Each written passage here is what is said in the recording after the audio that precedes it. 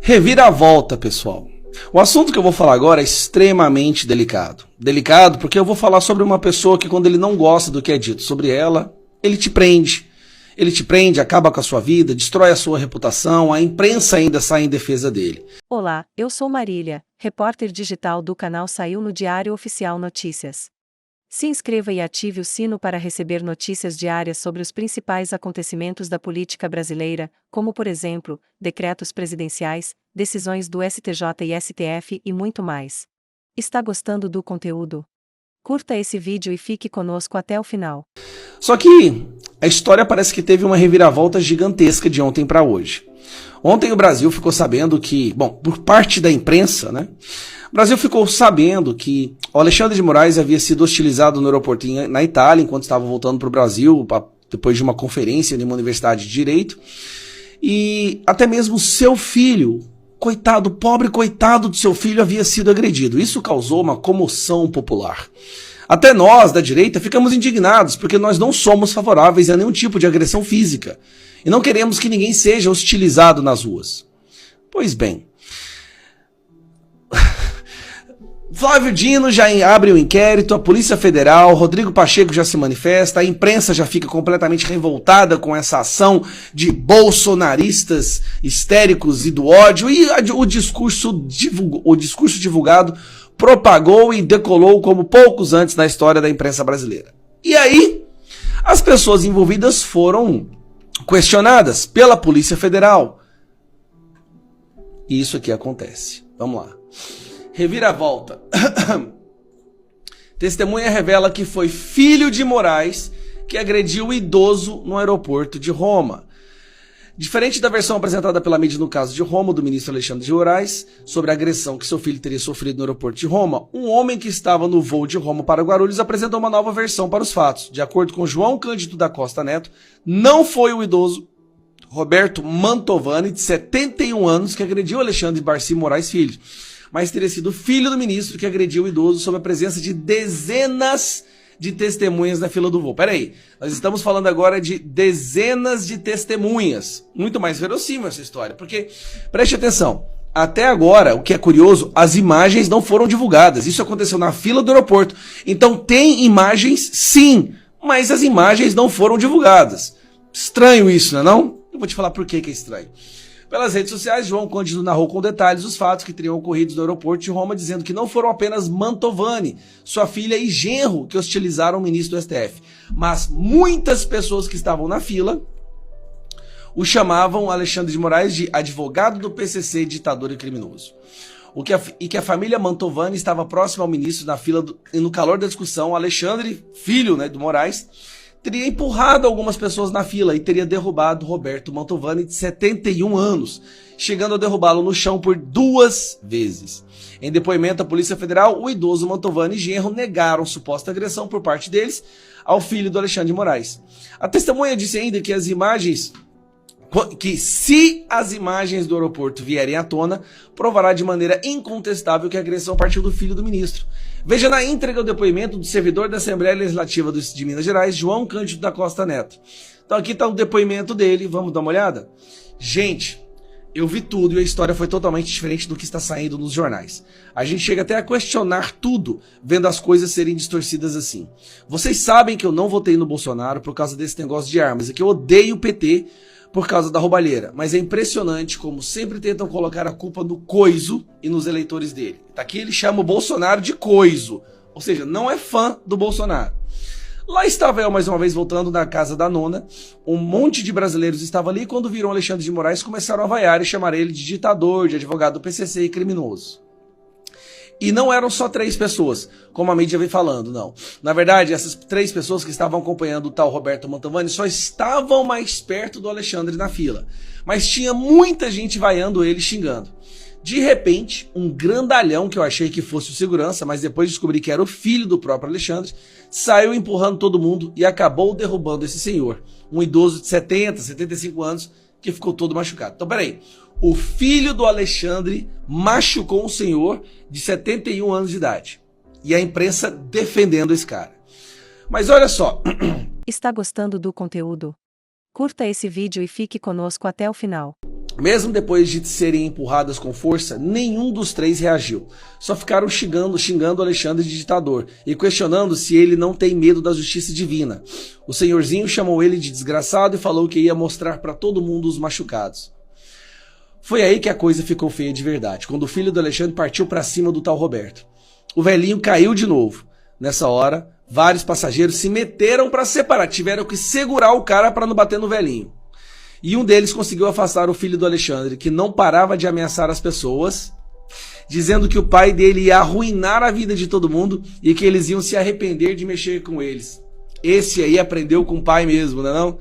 Uma funcionária brasileira da companhia aérea fez o possível para acalmar a situação e levou Alexandre e as pessoas que estavam com ele para um lugar separado. Mas o filho dele continuava amedrontando todo mundo, dizendo que ia acabar com a vida de todo mundo. Só que eu te digo, assim que saírem as imagens das câmeras de segurança, a não ser que o STF interfira para esconder, vai ficar claro como esse cara manipula e distorce os fatos para se dar bem. Fiquei passada com aquilo ali. Quem agrediu as pessoas foi o filho dele e a mídia diz que foi o filho dele que foi agredido? Baita marmanjo daquele batendo num senhorzinho? Esse país não tem jeito mesmo. Esta é uma outra versão que tem várias testemunhas, dezenas de testemunhas e que está pedindo as imagens. Agora, fica ao seu cargo em quem acreditar. Na imprensa brasileira ou se nessas dezenas de pessoas e nas imagens que eu acredito não virão à tona, nós nunca a veremos, porque são imagens que podem comprometer e muito o filho do Alexandre de Moraes, que hoje é um deus no nosso país, porque aqueles que podem frear o desgoverno e frear esses atropelos constitucionais têm rabo preso, medo de serem presos ou estão com algum inquérito para ser julgado. E é assim que o Brasil virou essa democracia relativa. Hoje, este Congresso Nacional vai conceder mais privilégios para o Poder Judiciário, que já é um dos mais caros do mundo. Olá, eu sou Matheus, repórter digital do canal Saiu no Diário Oficial Notícias. Se inscreva e ative o sino para receber notícias diárias sobre os principais acontecimentos da política brasileira, como, por exemplo, decretos presidenciais, decisões do STJ e STF e muito mais. A gente vê setores do Poder Judiciário atropelando prerrogativas desse parlamento, atropelando prerrogativas do Poder Executivo. E o que esse parlamento faz? Baixa a cabeça, dá mais orçamento pro Judiciário. A gente tem notícia aí de desembargador recebendo 1,5 milhão, 2 milhões e meio de reais de aposentadoria, de indenização, de quinquênio retroativo, de auxílio moradia retroativo. E esse parlamento, como resposta, em vez de cortar e de negar aumento de orçamento do Poder Judiciário, aumenta o orçamento do Judiciário. E depois tem parlamentar que reclama: o Judiciário tá passando do limite, o Judiciário tá atropelando prerrogativa do Poder Legislativo, o Judiciário não tá cumprindo a Constituição. Mas vem o parlamento e dá um prêmio pro Poder Judiciário. Alguém precisa levantar a voz em relação a isso. A gente tá tirando dinheiro da UBS do extremo sul da cidade de São Paulo para pagar contra-cheque de 1.500.000 reais para desembargador que está recebendo benefício retroativo. Que muitos parlamentares reclamam aqui dos abusos do judiciário, mas na hora de votar contra aumento de gasto no Poder Judiciário, aí baixa a cabeça e vota. Está gostando do conteúdo? Curta esse vídeo e fique conosco até o final. Deputado Kim Kataguiri. Senhor presidente, senhores deputados, senhores senadores, eu quero primeiro aqui lamentar que mais uma semana, mais uma sessão do Congresso Nacional, a gente adia a análise do veto do presidente Lula ao meu projeto que instituía programação robótica e educação digital nas escolas. Eu tive aqui uma sinalização do líder do governo no Congresso e um compromisso de que a gente faria essa discussão depois do recesso. E eu agradeço o líder do governo por isso. Mas eu lamento que pela segunda semana ou pela segunda sessão do Congresso Nacional, a gente adia uma discussão tão importante para as escolas brasileiras, que é o ensino de programação robótica e educação digital nas escolas. Isso é algo que o mundo desenvolvido já fez há décadas. A gente já está muito atrasado. As crianças que estão sendo formadas no ensino básico, no ensino médio, hoje, estão aprendendo profissões que não vão existir daqui a 10, 20 anos. Nós já estamos ficando para trás, não de países desenvolvidos, desenvolvidos. Nós estamos ficando para trás de países em desenvolvimento. Nós estamos ficando para trás do Vietnã. Nós estamos ficando para trás da Indonésia. Nós estamos ficando para trás da Índia. A gente não se compara mais com países desenvolvidos. A gente se compara com países em desenvolvimento que já fizeram a sua lição de casa, principalmente na educação, e que o Brasil está ficando para trás. Mas para além disso, senhor presidente, eu quero lamentar aqui profundamente a pauta de PLNs que nós vamos analisar hoje. Hoje, este Congresso Nacional vai conceder mais privilégios, mais benefícios, mais recursos para o Poder Judiciário, que já é um dos mais caros do mundo. Para o Poder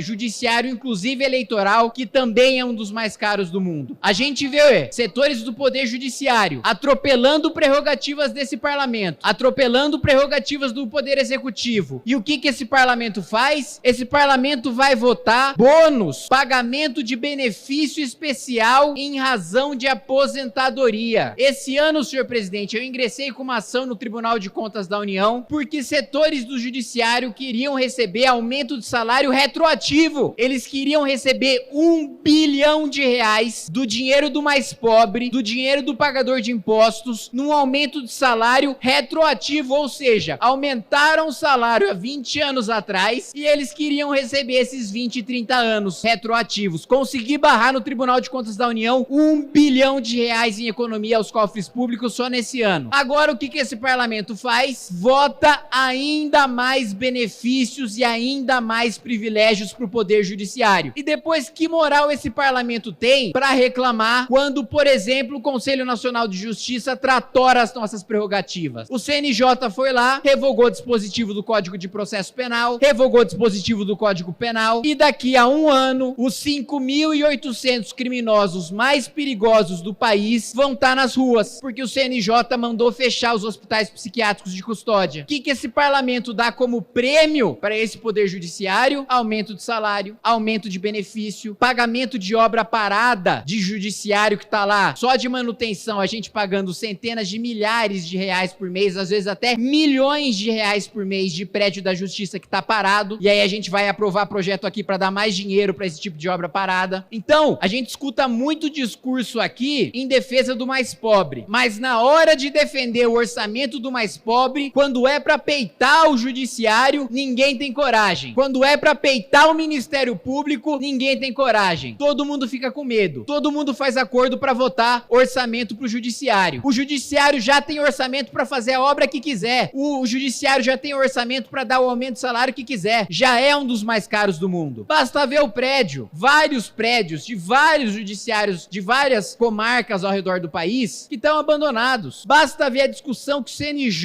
tá tendo com alguns juízes e com alguns promotores que não querem voltar pro Brasil desde a pandemia, porque alegam em nota oficial que programaram as suas vidas para morar fora do país. E aí o que esse parlamento faz? Baixa a cabeça, dá mais orçamento pro judiciário. E veja, a gente tá falando aqui de muitos contra-cheques que não tem transparência nenhuma. E eu apresentei um projeto muito simples, que eu não vejo razão para nenhum parlamentar dessa casa se opor, que é para que os tribunais sejam obrigados a discriminar nos seus contra-cheques o que é o pagamento referente a quê? Para vocês terem uma ideia, o Tribunal de Justiça do Piauí não apresenta nenhum contra-cheque desde 2019. A gente simplesmente não sabe aquilo que está sendo pago e por que está sendo pago. Ceará, 24 meses sem prestar contas. Roraima, 18 meses sem prestar contas. Tribunal Regional do Trabalho, sem prestar contas das remunerações pagas a seus magistrados, o TRT 14, desde outubro de 2020. TRT 21, desde outubro de 2021. Tribunal Regional de Pernambuco, desde 2019. Tribunal Regional Eleitoral do Rio Grande do Sul, só 15 dos 52 meses do período de janeiro de 2019 a abril de 2023 teve contra-cheque, ou seja, a gente tem notícia aí de desembargador recebendo 1,5 milhão, 2 milhões e meio de reais de aposentadoria, de indenização, de quinquênio retroativo, de auxílio moradia retroativo. E esse parlamento, como resposta, em vez de cortar e de negar aumento de orçamento para o Poder Judiciário, aumenta o orçamento do Judiciário. E depois depois tem parlamentar que reclama, o judiciário tá passando do limite, o judiciário tá atropelando prerrogativa do poder legislativo, o judiciário tá abusando do Estado Democrático de Direito, o judiciário não tá cumprindo a lei, o judiciário não tá cumprindo a Constituição. Mas vem o parlamento e dá um prêmio pro poder judiciário e diga: judiciário, por favor, continue descumprindo as leis e a Constituição, que a gente vai dar prédio novo pra vocês. Continua desrespeitando as leis e as constituições,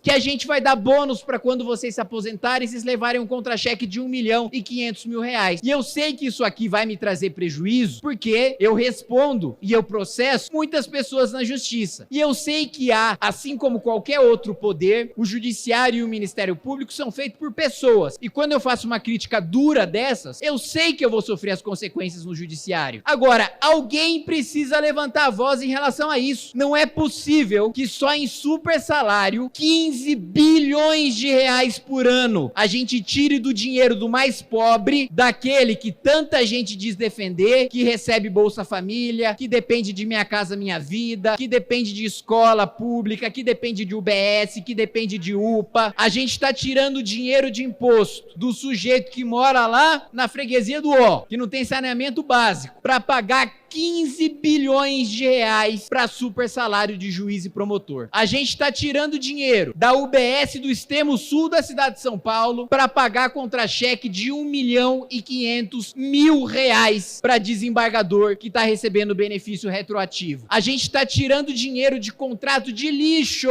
Hoje, na cidade de São Paulo, nós temos pessoas que vivem submersas em lixo por falta de contrato com a prefeitura. A gente tá tirando dinheiro dessas pessoas para dar para o poder judiciário, que já está no 1% mais rico da população. A gente está tirando dinheiro de escola que não tem papel higiênico no extremo norte da cidade de São Paulo para pagar para desembargador e para promotor que já vive, que já trabalha em prédios com estruturas infinitamente melhores que qualquer UBS, que qualquer UPA, que qualquer CEL da cidade de São Paulo, mas que quer construir prédio novo para a justiça eleitoral, que quer cartório eleitoral novo. É isso que esse parlamento está votando. E é bom que fique claro, que a população saiba, que muitos parlamentares reclamam aqui dos abusos do judiciário, mas na hora de votar contra aumento de gasto no poder judiciário, aí baixa a cabeça e vota sim. Obrigado, presidente.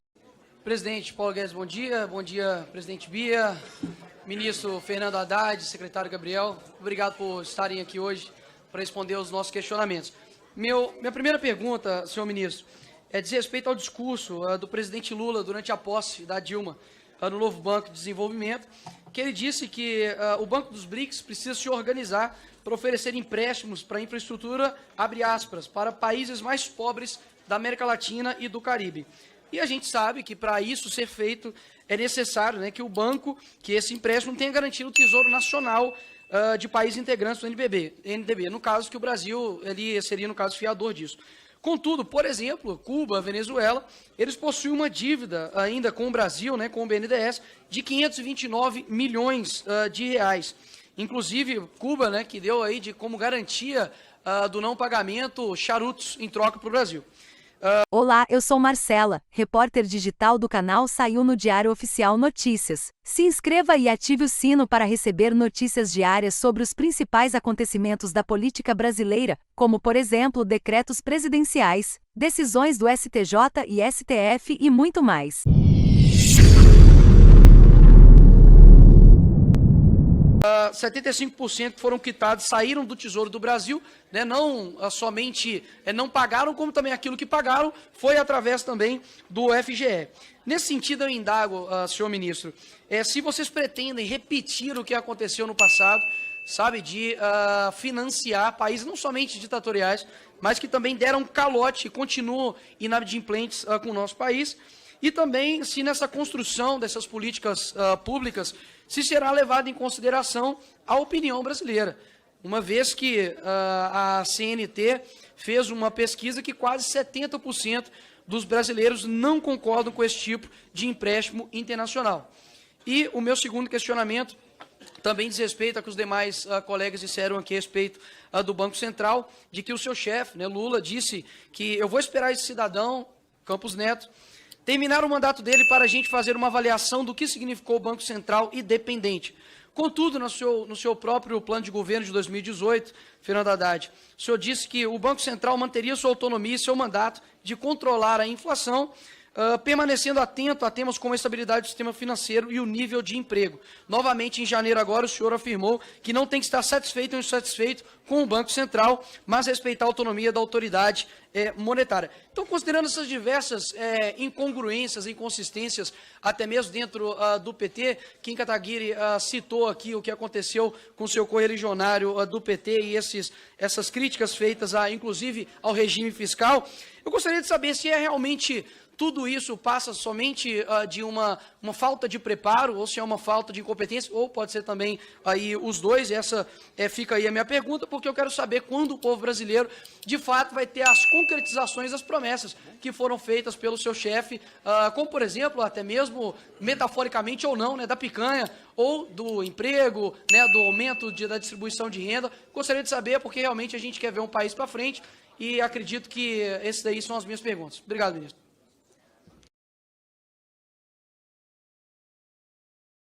Obrigado. Certeza que o ministro não vai se opor a isso. Obrigado, deputado Rubens Júnior. O ministro Fernando Haddad dispõe de 9 minutos. 3 minutos para cada pergunta. Eu respondo com gosto todas as perguntas, sem nenhuma dificuldade, e me coloco à disposição dessa casa para voltar aqui, se for necessário, e sempre é necessário prestar contas do trabalho do Ministério da Fazenda. Deixa eu começar pelo Banco Central, porque as 3 perguntas mencionaram o Banco Central, acho importante, né? Quando a taxa de juro chegou em 13,75%, não chegou agora, chegou em agosto do ano passado, né? E chegou em agosto do ano passado a 13,75% porque houve uma farra. Houve uma farra durante as eleições, que, tudo somado, nós chegamos, em termos anualizados, deputado Mauro Benevides, a 300 bilhões de reais. Gasto anualizado durante as eleições. Entre desonerações, gastos adicionais, auxílios, tudo aquilo que foi feito de maio, junho do ano passado até a eleição. O Banco Central, PEC dos precatórios, né, o calote dos precatórios. Então, a autoridade monetária subiu a taxa de juro por completo descontrole das contas públicas. Absoluto descontrole das contas públicas. Há que se pensar se deveria chegar a 13,75. Mas a inflação, vamos combinar que a inflação estava em 2 dígitos durante o governo Bolsonaro. Há muitos anos o Brasil não convivia com 2 dígitos de inflação. Chegou a 2 dígitos e aí o Banco Central se viu na contingência de subir de 2, né? Porque chegou a 2 a taxa de juro, ocasião em que o câmbio foi a 5. Quando o juro foi a 2, o câmbio foi a 5. Porque os investidores estrangeiros acharam que aquela taxa era insustentável, de 2%. O câmbio que estava em 4 foi para 5 e não saiu mais dos 5. Nem com os 13,75 ele baixou. Mas a inflação caiu, começou a cair, né? E o movimento do Banco Central foi um reflexo do que aconteceu no ano de 2021, sobretudo em 2022. O que aconteceu das eleições para cá é o oposto. Nós começamos a corrigir toda aquela confusão que foi estabelecida no processo eleitoral. Confusão fiscal. Então, já no dia 12 de janeiro, eu estava tomando medidas saneadoras. No final de fevereiro, reoneração dos combustíveis. Agora, em março, a decisão do STJ, a aprovação do preço de transferência, são medidas saneadoras. E, portanto, abre-se espaço para redução da taxa de juros. Está gostando do conteúdo? Curta esse vídeo e fique conosco até o final. Essa que é a verdade. E se você consultar vários especialistas, ninguém está fazendo política aqui, estamos falando de técnica. Muita gente que entende de economia imagina que haja espaço para iniciar um ciclo de cortes da taxa de juros. E isso não é ofensa nenhuma.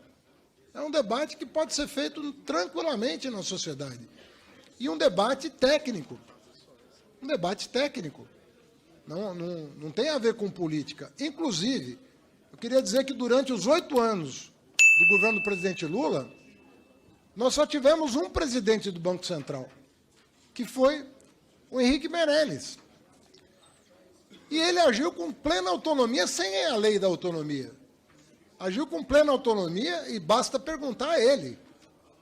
Nunca houve. E nem por isso o saudoso Zé Alencar, vice-presidente, deixava de criticar as taxas de juros praticadas. E qual é o problema disso?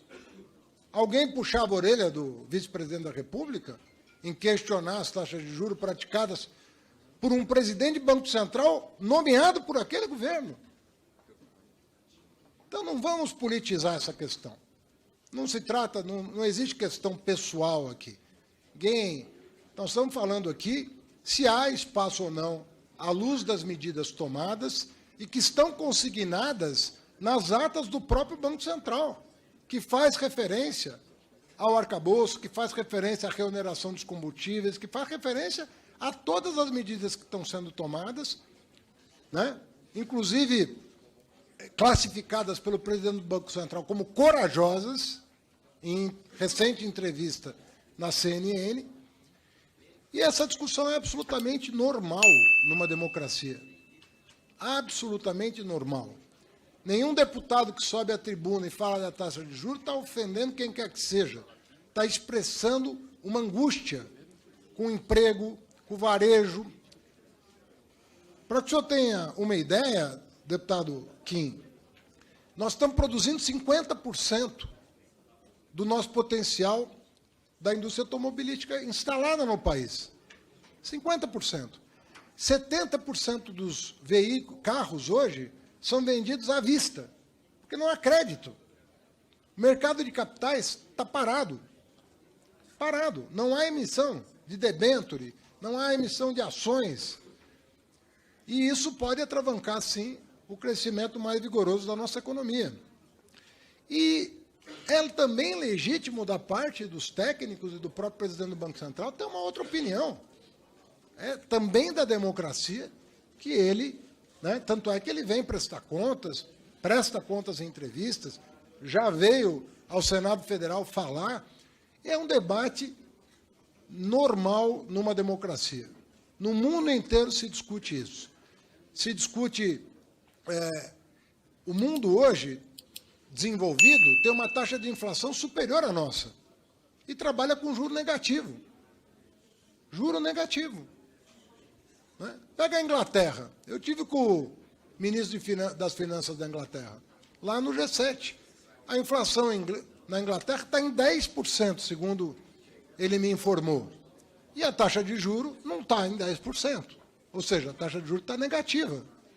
Então, cada país tem a sua realidade. Não estou dizendo que aqui é o caso, só estou dizendo que entre ter uma taxa de juros negativa e ter uma taxa real de juros de 8% ao ano, existe talvez um espaço para ponderação de se é necessário, com os dados projetados, se é necessário manter a taxa de juros em 13,75%. Grandes empresários estão fazendo esse debate. Será que esses grandes empresários estão desrespeitando quem quer que seja? Estão questionando a autonomia do banco, a qualidade técnica do seu corpo administrativo? Não. Estão ponderando sobre a realidade concreta do empresário, do trabalhador. E não há nada que desabone ninguém. É um debate que se faz no mundo inteiro. E não há nenhum problema com isso. Nós temos que nos reacostumar com a democracia. Democracia é isso, a gente poder conversar, poder falar, poder emitir uma opinião. O fato de eu entender que há espaço para um ciclo de corte Não é uma ofensa. Eu, como ministro da Fazenda, posso opinar. E isso não fere, não deveria ferir suscetibilidades. Até porque eu não estou questionando a autoridade monetária, do ponto de vista do seu poder de definir a taxa básica de juros. Eu estou ponderando sobre o que é melhor para o Brasil. O ministro Flávio Dino utilizou suas redes sociais para apoiar a realização de busca e apreensão contra pessoas suspeitas de agredirem o ministro do STF, Alexandre de Moraes. Dino comentou que é necessário parar de considerar absurdos como normais e justificou a medida com base nos indícios de crimes já cometidos. Os alvos dos mandados são o empresário Roberto Mantovani Filho, sua esposa Andréa Monarão e o empresário Alexandre Zanata. Após a execução das buscas e apreensões, os suspeitos contestaram a ação da Polícia Federal, alegando que foi desproporcional. Vale lembrar que o caso teve início em 14 de julho, quando Moraes e sua família teriam sido hostilizados por um grupo de brasileiros em um aeroporto em Roma. Ao chegarem ao Brasil, os acusados foram abordados pela polícia e negaram ter ofendido Moraes, alegando que houve apenas um desentendimento com o filho dele, mas sem agressões físicas.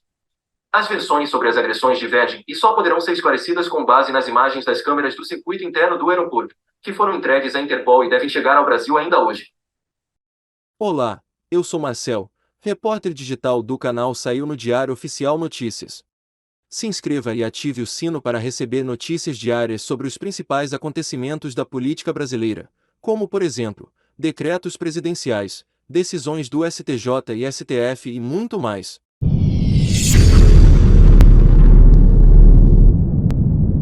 Os desembargadores, os ministros, fiquem intimidados, com medo de terem a si e as suas famílias expostos à agressividade, certamente não é um cenário adequado para o desempenho dessas funções.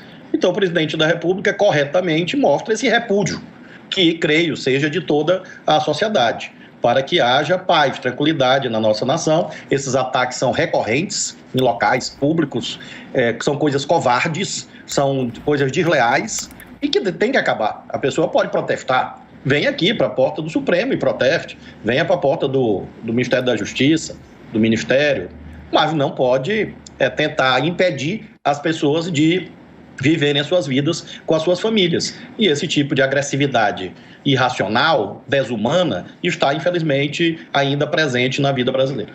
Você, como uma jornalista experiente, todas as pessoas que estão nos acompanhando, com certeza não cogitam que o ministro do Supremo iria inventar uma narrativa desse tipo.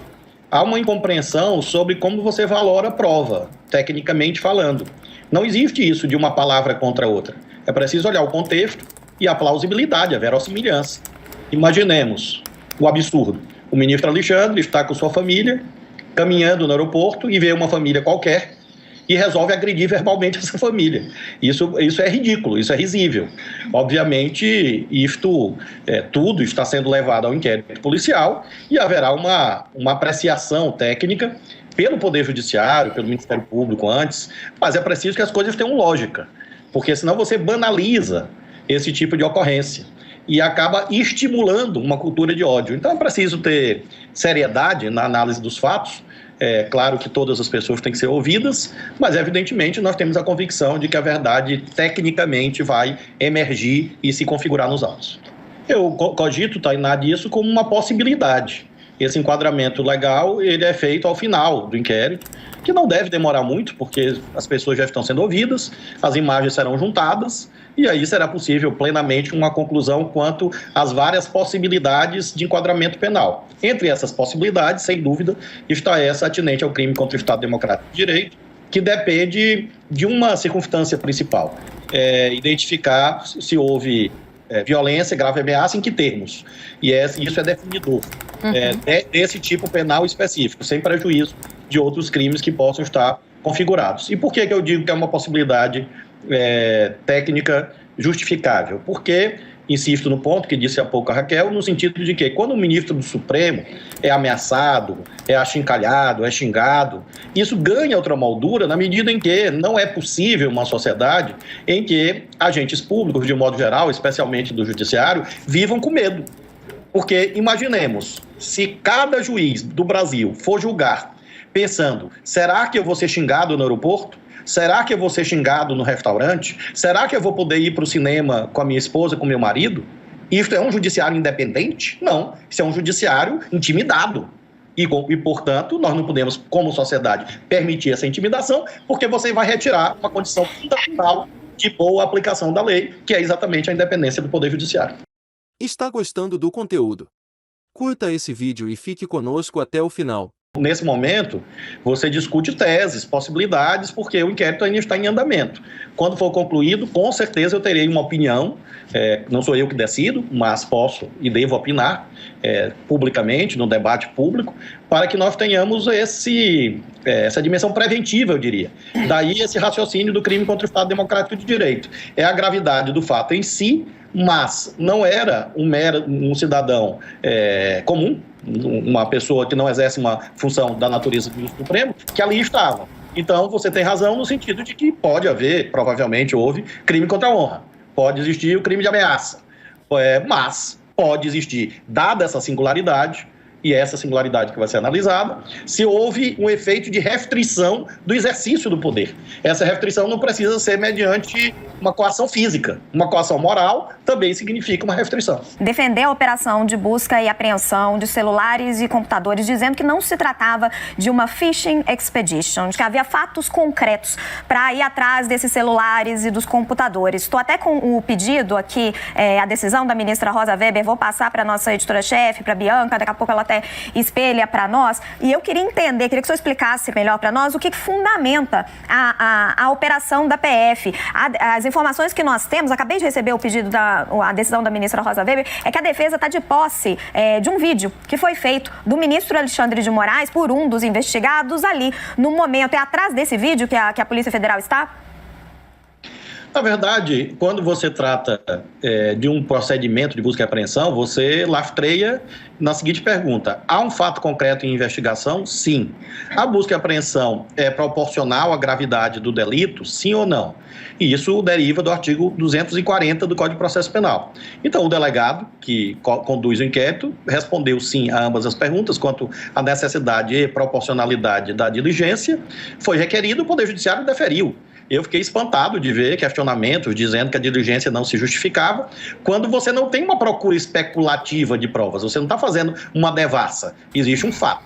Então você pode ter vídeos, pode ter fotos, pode ter mensagens de texto, antes, durante e depois. Infelizmente, esse tipo de engendramento, às vezes acontece por WhatsApp, ou depois a pessoa vai e até comemora. Então é isso, que é algo normal, corriqueiro, eu diria até básico hoje, que haja uma operação de busca e apreensão. E daí eu ter como constitucionalmente responsável pela Polícia Federal, no ponto de vista administrativo, feito essa postagem diante da minha perplexidade, do meu espanto com esse tipo de questionamento. Sobre esse vídeo em particular, não. Eu realmente não sabia disso, mas tudo que puder ser colhido, é importante que vá ao inquérito. Então, se houver este vídeo, muito bem, que vá ao inquérito. O ideal seria que a própria defesa apresentasse, ou venha apresentar. Mas também você pode ter fotos, pode ter mensagens, como mencionei. Então, esse foi o objetivo da diligência, para que, como eu disse, nos dias de hoje, busca e apreensão de celular é quase uma commodity em investigação, exatamente quando você tem um fato concreto, né? O que você não pode fazer é exatamente uma especulação. Eu vou pegar aqui o celular da Tainá para saber se um dia ela cometeu um crime. Isso não pode, que é exatamente a Phishing Expedition. Mas, nesse caso, não. Você tem um fato concreto, tem um ministro supremo que fez uma representação por escrito à Polícia Federal. A Polícia Federal tem a obrigação de investigar a partir dessa representação. Aqui, próximo de onde eu estou, existe uma sala, que é chamada aqui no Ministério de Sala dos Retratos. E lá tem os ministros de 201 anos, desde que o Ministério foi criado. E vários ministros da Justiça viraram ministros do Supremo. Então, eu diria que é algo mais ou menos comum que haja essa cogitação. Agora, é uma cogitação, um debate, o presidente nunca falou nisso, nem eu, não falarei, ele não falou, não sei se falará. E aí eu penso que você não pode, Tainá, colocar um problema que não existe. Uma dúvida. Ah, não, aceita, não aceita. Você só coloca essa dúvida para partir de algo que existe. Como não existe, eu realmente não penso nisso e acho que o presidente Lula tem pelo menos 10 ótimos nomes para nomear, inclusive nomes de mulheres, ótimas juristas, e eu acho que ele vai, em algum momento, tocar no assunto, lembrando, Tainá, que antes a gente tem a definição do Procurador-Geral da República. Então... Ótimo, ainda bem que o senhor já entrou nesse assunto. O senhor é a favor da recondução do Augusto Aras? Eu não posso opinar sem que o presidente da República peça a minha opinião. E darei a ele, claro, na medida que ele peça. O que eu acho que o presidente está certo é em ouvir todos os possíveis nomes. Há quem defenda essa recondução. Eu acho que o presidente deve levar em conta que há pessoas que opinam nesse sentido e ouvir o doutor Aras, como ouvir outros possíveis nomes, novamente, homens e mulheres. Eu acho que ele está no momento, Tainá, ainda de início da formação de opinião. E é uma coisa que cabe muito a ele. Ele já deixou claro isso.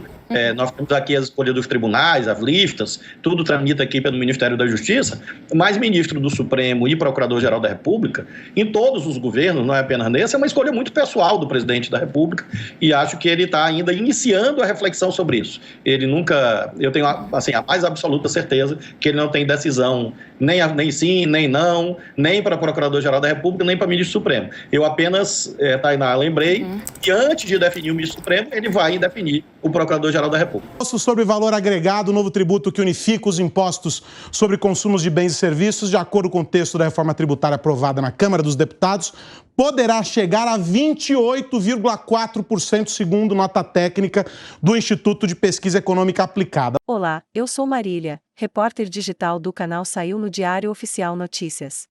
Se inscreva e ative o sino para receber notícias diárias sobre os principais acontecimentos da política brasileira, como, por exemplo, decretos presidenciais, decisões do STJ e STF e muito mais.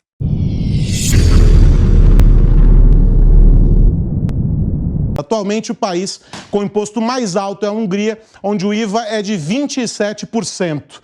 Um minuto para você, Alangani, 28%? Essa eu me sinto extremamente confortável em responder, porque o Segré aqui é testemunha de que várias vezes neste programa eu dizia que haveria aumento da carga tributária. Não teria uma reforma tributária, seria impossível sem aumento da carga tributária. E agora veja, o que era 25, 27, alguns economistas já dizem em 34, vai onerar principalmente a população mais pobre e a classe média. Uma reforma tributária que foi pouco debatida no Congresso Nacional no método verbas, né? Verbas PIX, emendas e o tratoraço do Lira aí para aprovar essa reforma. Felipão, um minuto para você. Tá gostando do conteúdo?